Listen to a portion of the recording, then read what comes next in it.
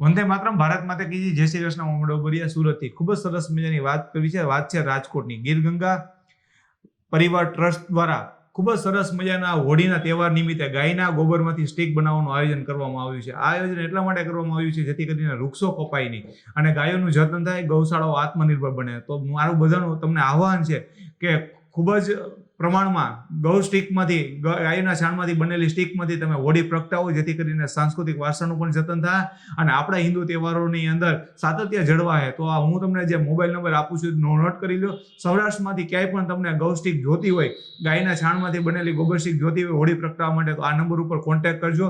94 096 92 6 91.